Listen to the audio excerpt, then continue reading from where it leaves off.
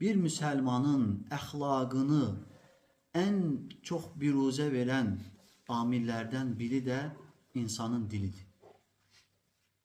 İnsanın əməlləri, davranışı və həmçinin tez hislənməsi, bunlar hamısı insanın əxlaqını biruzə verən amillərdəndir.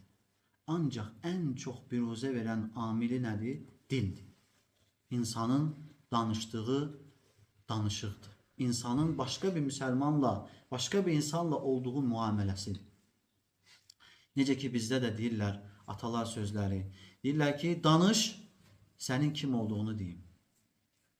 Danış, sənin kim olduğunu deyim. Bu barədə, dil barədə Peyğəmbər sallallahu aleyhi və səlləmdən çoxlu rəvayətlər nazil olmuşdur.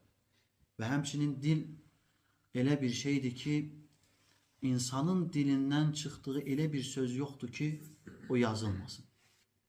Allah Teala Quran-ı Kerimdə buyurur ki, وَلَقَدْ خَلَقْنَا الْاِنْسَانَ وَنَعْلَمُ مَا تُوَسْوِسُ بِهِ نَفْسُهُ وَنَحْنُ أَقْرَبُ إِلَيْهِ مِنْ حَبْلِ الْوَرِيدِ.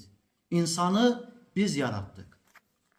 Və nəfsinin ona nəyi əmr etdiyini də biz bilirik.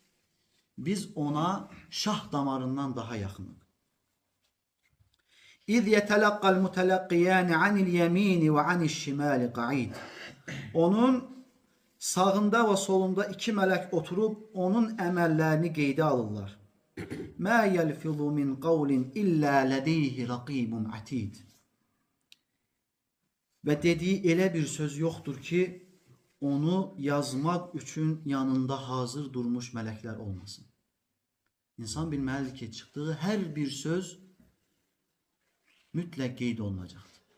Və qiyamət günündə ona heç bir şey əlavə olunmadan və heç bir şey əskidilmədən ona göstəriləcəkdir. Ona ərz olunacaqdır.